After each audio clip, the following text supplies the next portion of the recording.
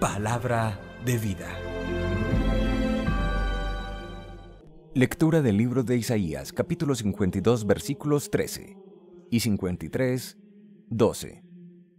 Miren, mi siervo tendrá éxito y subirá y crecerá mucho, como muchos se espantaron de él, porque desfigurado no parecía hombre, ni tenía aspecto humano. Así asombrará a muchos pueblos. Ante él, los reyes cerrarán la boca al ver algo inenarrable y contemplar algo inaudito. ¿Quién creyó nuestro anuncio? ¿A quién se reveló el brazo del Señor? Creció en su presencia como brote, como raíz en tierra árida, sin figura, sin belleza. Lo vimos sin aspecto atrayente, despreciado y evitado de los hombres, como un hombre de dolores, acostumbrado a sufrimientos, ante el cual se ocultan los rostros, despreciado y desestimado. Él soportó nuestros sufrimientos y aguantó nuestros dolores. Nosotros lo estimamos leproso, herido de Dios y humillado. Pero Él fue traspasado por nuestras rebeliones, triturado por nuestros crímenes. Nuestro castigo saludable cayó sobre Él, sus cicatrices nos curaron. Todos errábamos como ovejas, cada uno siguiendo su camino, y el Señor cargó sobre Él todos nuestros crímenes. Maltratado voluntariamente, se humillaba y no abría la boca, como cordero llevado al matadero, como oveja ante el esquilador. Enmudecía y no abría la boca. Sin defensa, sin justicia, se lo llevaron. ¿Quién meditó en su destino? Lo arrancaron de la tierra de los vivos. Por los pecados de mi pueblo lo hirieron. Le dieron sepultura con los malvados y una tumba con los malhechores, aunque no había cometido crímenes ni hubo engaño en su boca. El Señor quiso triturarlo con el sufrimiento y entregar su vida como expiación. Verá su descendencia, prolongará sus años. Lo que el Señor quiere prosperará por su mano. Por los trabajos de su alma verá la luz. El justo se saciará de conocimiento. Mi siervo justificará a muchos, porque cargó con los crímenes de ellos. Le daré una multitud como parte, y tendrá como despojo una muchedumbre, porque expuso su vida a la muerte y fue contado entre los pecadores.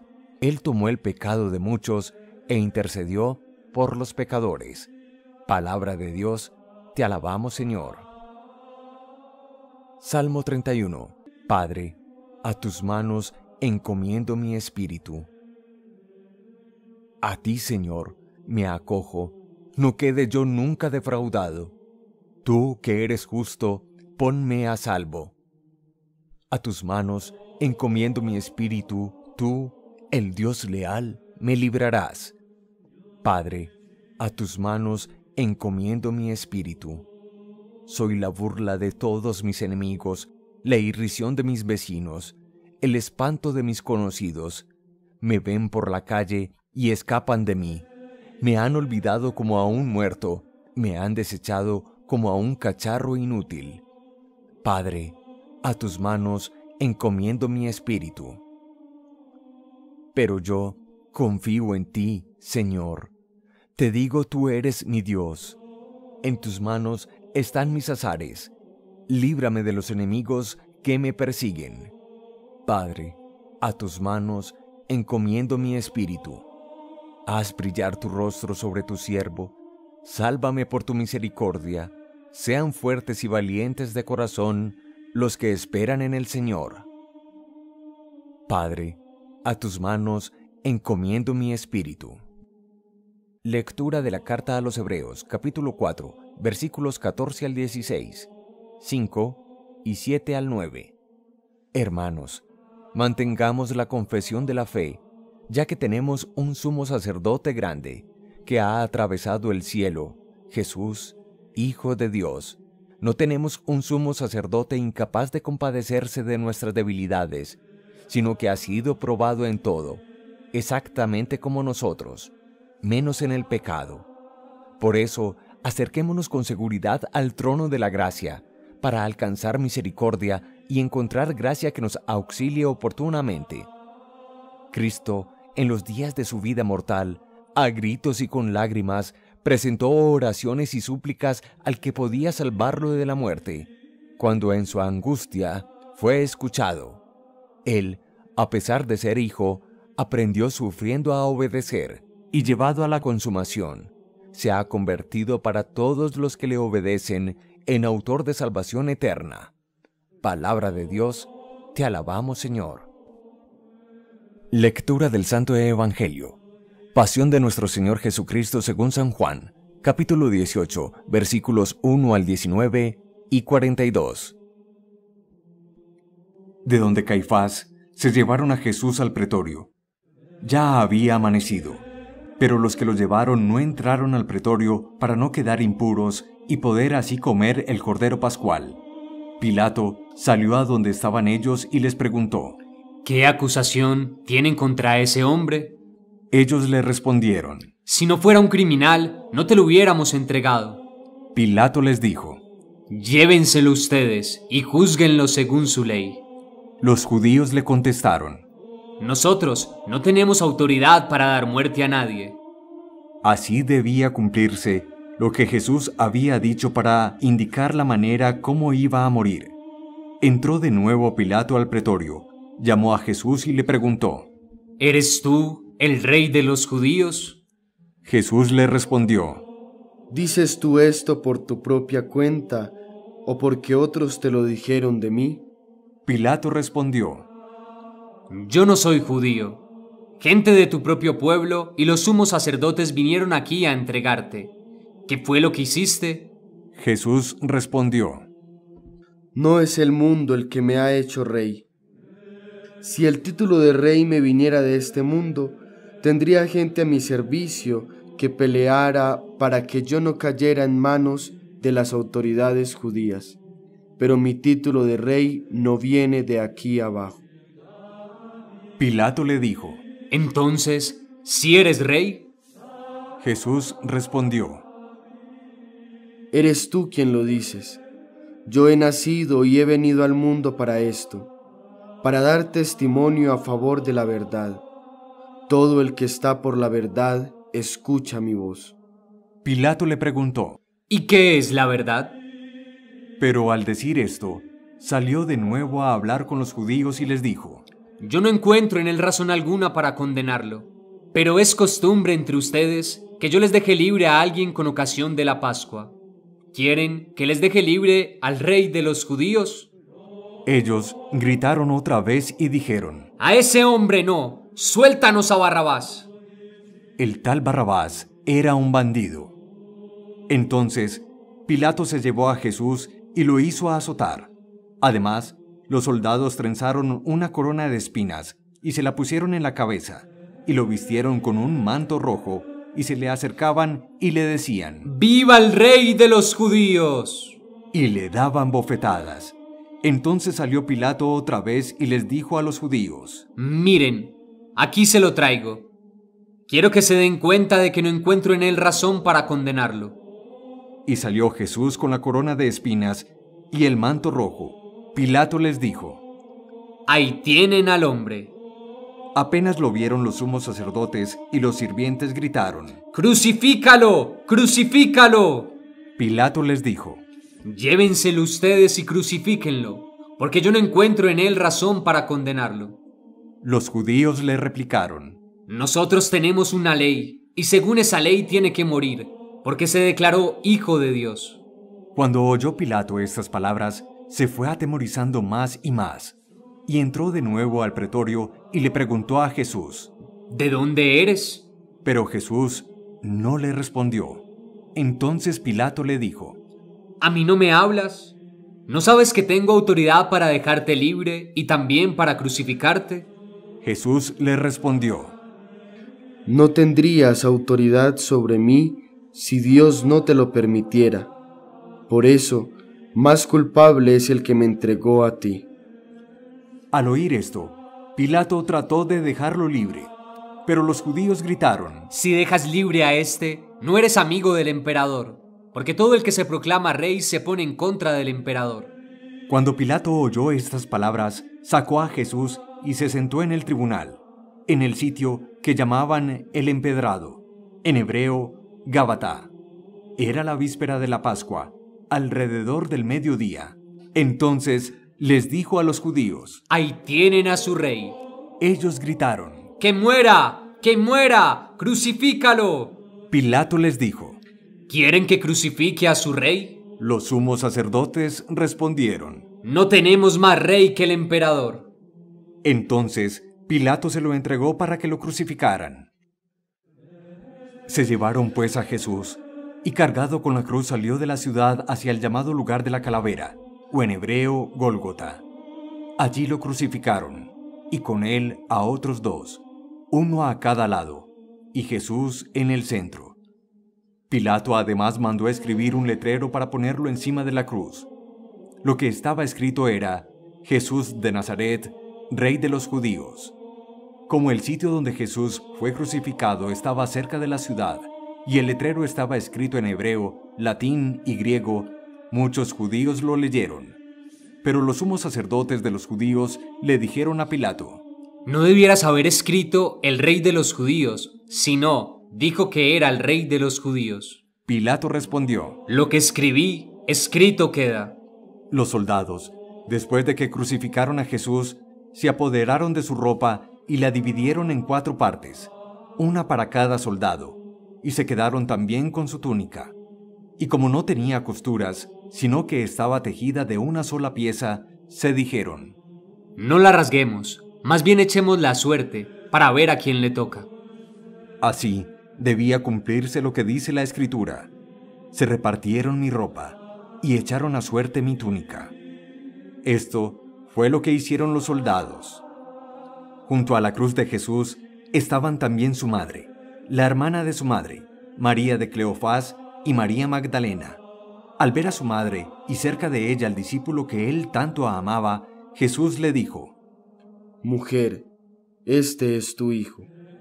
Luego dijo al discípulo: Esta es tu madre. Y desde aquel momento, el discípulo la recibió como su propia madre. Después, sabiendo que ya todo estaba cumplido, y para que la Escritura se cumpliera hasta el final, Jesús dijo: Tengo sed. Había allí una vasija llena de vinagre. Empaparon pues una esponja, la ataron a una rama de hisopo y se la acercaron a la boca. Después de beber el vinagre, dijo Jesús: Todo está cumplido. E inclinando la cabeza, entregó su espíritu. Como era víspera del sábado, los judíos le pidieron a Pilato que mandara quebrar las piernas de los crucificados y retirar sus cuerpos, para que no quedaran en la cruz hasta el día siguiente, que era un sábado muy solemne. Los soldados fueron y quebraron las piernas a los 2 que habían sido crucificados con Jesús. Pero cuando llegaron a él, al ver que ya estaba muerto, no le quebraron las piernas, sino que uno de los soldados le atravesó el costado con la lanza, y enseguida brotó sangre y agua. El que lo vio lo atestigua. Su testimonio es verdadero, y él sabe que dice la verdad, para que también ustedes crean. Porque todo esto sucedió para que se cumpliera la Escritura: no le quebrarán ningún hueso. Y otro pasaje de la Escritura dice: mirarán al que traspasaron. Después de esto, José de Arimatea, que era discípulo de Jesús, pero a escondidas por miedo a las autoridades judías, le pidió a Pilato permiso para llevarse el cuerpo de Jesús, y Pilato se lo concedió. Entonces fue y se llevó el cuerpo. También fue Nicodemo, aquel que la primera vez había ido de noche a ver a Jesús, y llevó una mezcla de mirra y áloe, como unos 30 kilos.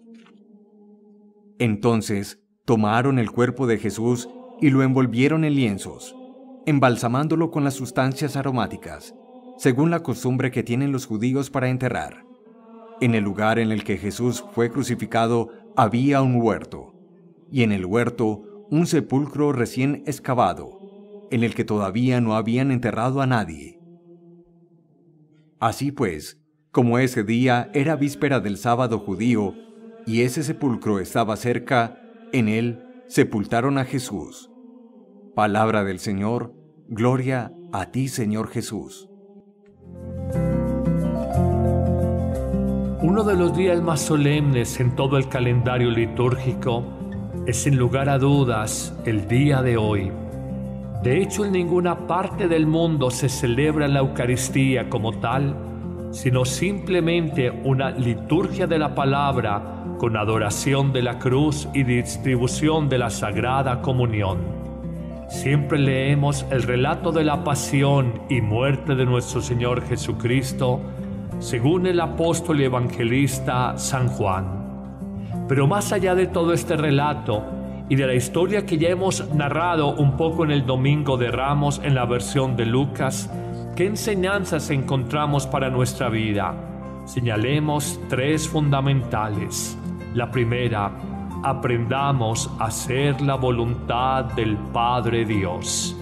Jesús lo dirá a lo largo de su vida pública: mi Padre y yo somos uno, mi alimento es hacer la voluntad de mi Padre.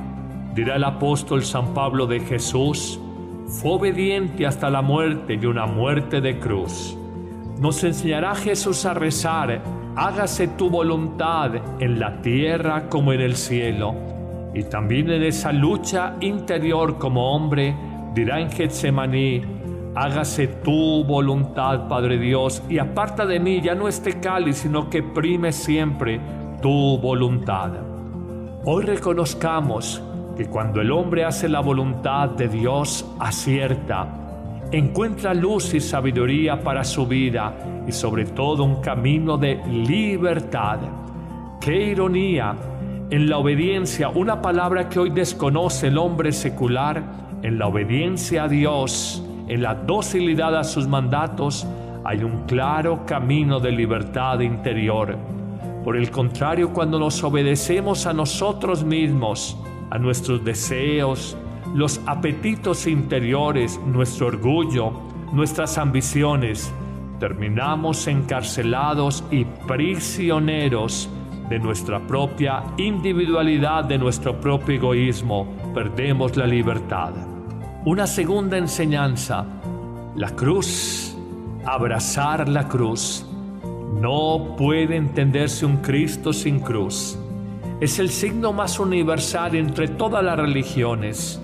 Es escándalo ciertamente para los judíos, necedad para los griegos, igual hoy, 20 siglos después, pero sabemos que es fuerza de Dios y sabiduría de Dios para el hombre de fe. Jesús lo ha enunciado como condición inviolable, inquebrantable. El que verdaderamente quiera ser mi discípulo, que muera a sí mismo a su voluntad, el primer aspecto que señalábamos, y que cargue con su cruz de cada día. Si no cargamos con nuestra cruz, no seremos verdaderos cristianos, no lo seremos. La cruz es el cumplimiento del Evangelio y la cruz es la exigencia y el sufrimiento que nos presentan las situaciones de la vida con ocasión de vivir ese Evangelio. Coloquemos un sencillo ejemplo. ¿Te cuesta trabajo perdonar? Es cruz perdonar, pero el Señor te lo pide. ¿Te cuesta dificultad luchar por tu matrimonio? Es cruz, la salida más fácil es separarte, pero el buen Dios te pide luchar por esa relación tan deteriorada, no darte por vencido, luchar por ella. Esto es cruz. Amar la cruz es camino seguro al cielo, decía Santa Rosa de Lima, y con Teresa de Jesús aprendimos que son pocos los que siguen a Jesús, porque a los que te aman, Jesús, tú los crucificas, y a los que te crucifican, tú los amas.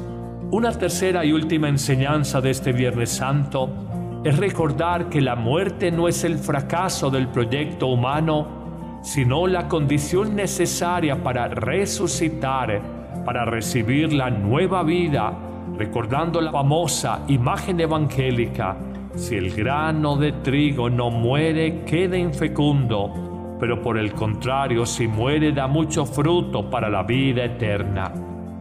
morir con Cristo para vivir eternamente con Él. Recuérdalo, la muerte no es el fin, es el inicio de la vida plena. Si no entendemos esto, la muerte siempre será interrogante, frustración, fracaso y motivo de dolor para el hombre.